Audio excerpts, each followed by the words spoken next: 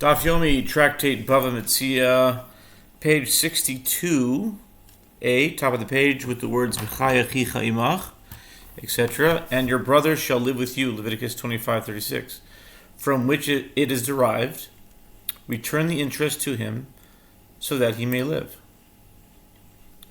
The Gemara asks, in Rabbi Yochanan, what does he do with this verse, and your brother shall live with you? The Gemara answers, he requires the verse for that which is taught in a Braita. If two people were walking on a desolate path, and there was a jug of water in the possession of one of them, and the situation was such that if both drink from the jug, both will die, as there is not enough water, but if only one of them drinks, he will reach a settled area. There is a dispute as to the halacha. Ben Pitora taught, it is preferable that both of them drink and die, and let neither one of them see the death of the other. This was the accepted opinion until Rabbi Kiva came and taught that the verse states, and your brother shall live with you, indicating that your life takes precedence over the life of the other. The Gemara raises an objection from a Braita to the opinion that one is not obligated to return interest that he took if their father bequeathed them money that he had collected as interest, even though his sons know that the money was collected as interest, they are not obligated to return the money. The Gemara infers, but this indicates that their father himself is obligated to return the money. The Gemara rejects the inference. By right, it should have said that their father is also not obligated to return the money, but since the Tana wants to teach the latter clause, which states, if their father bequeathed them a cow or a garment or any defined item that was stolen property, they are obligated to return it to its owner due to their obligation to uphold their father's honor. The Tana also taught the first clause with regard to their obligation, not that of their father. The Gemara asks, and these children, are they obligated to take action due to the obligation to uphold their father's honor? Read and apply here the verse, nor curse a ruler of your people, Exodus 22:27, from which it is inferred that this prohibition applies only to one who performs an action becoming of your people. The actions of the father who lent money with interest were unbecoming of the Jewish people. Why then must his sons uphold his honor? The Gemara explains, it is as Rabbi Pinchas said in the name of Rava, in a different context, that it is referring to a case where the father repented. Here too, it is a case where the father repented, and therefore he was righteous and worthy of respect. The Gemara asks, if he repented, what is the stolen item doing in his possession? The Gemara answers, it is a case where the father did not manage to return the item before he died. Consequently, the children must return the item in order to uphold their father's honor. The Gemara raises an objection from a Braita concerning robbers and those who lend money with interest. Even though they collected the money, they must return it. The Gemara analyzes the language of the Braita. In the case of robbers, what case is there that can be described as even though they collected the money? If they robbed, they robbed. And it is imprecise to use the language of collecting money. If they did not rob, do you call them robbers? Rather say in explanation of the Braita, robbers in this context, who are they? They are those who lend with interest, and even though they collected the money, they must return it.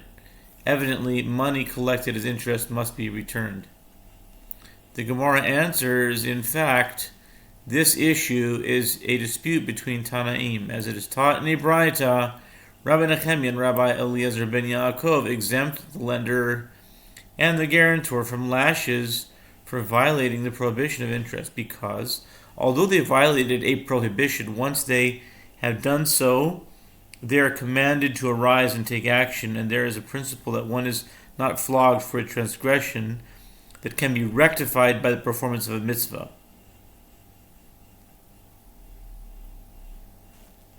Kum va'aseh.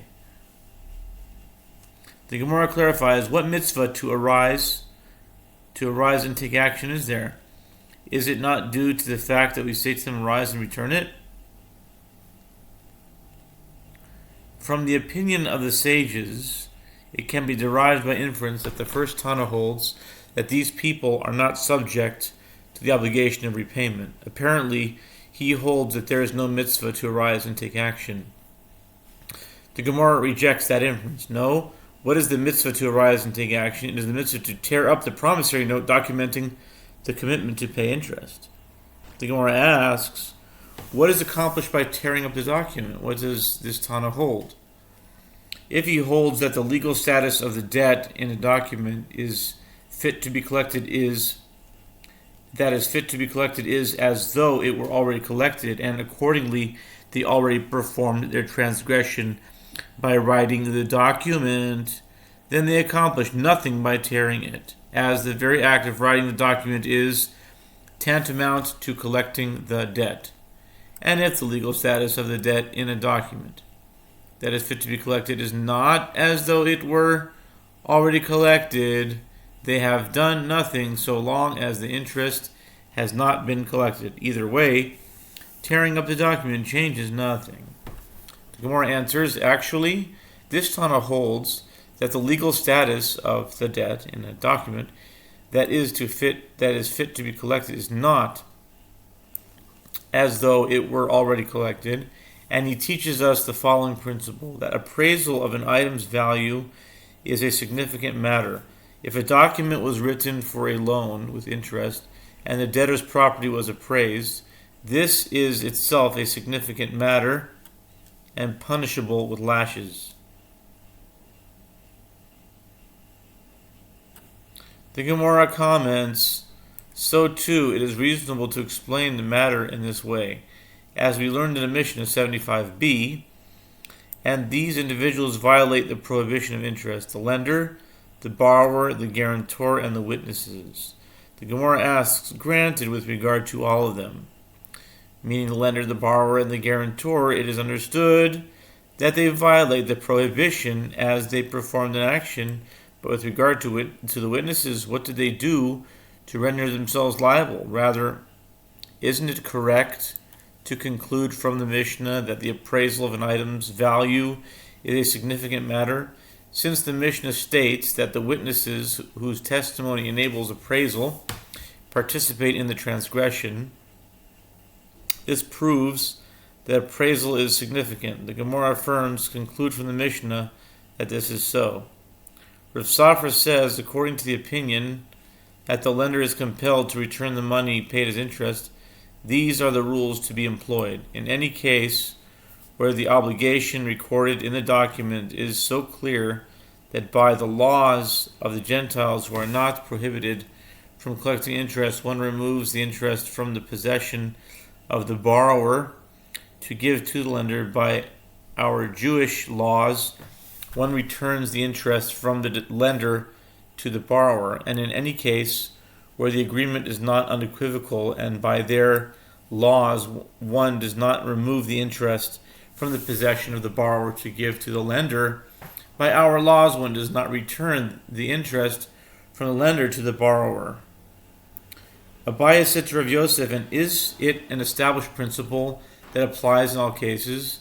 But there is the case where one lent a se'ah of produce for the return of a se'ah of the same type of produce, and the price of the produce went up in the interim, whereby their laws one removes the interest from the possession of the borrower to give to the lender, and yet by our laws one does not return the interest from the lender to the borrower, as taking this type of interest is not prohibited by Torah law.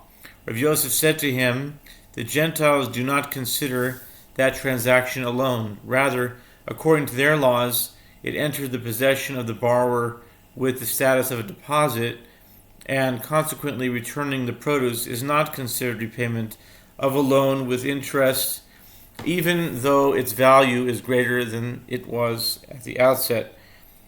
Ravina said to Rav Ashi, but there's a case of a mortgage without deduction where the debtor's field is held by the creditor until the debt is repaid, and while holding the field, the creditor is allowed to consume the produce of the field without deducting from the debt the value of the produce he consumed. The consumption of the produce constitutes a type of interest, and in that case, by the laws of the Gentiles, one removes the interest from the possession of the borrower to give to the lender.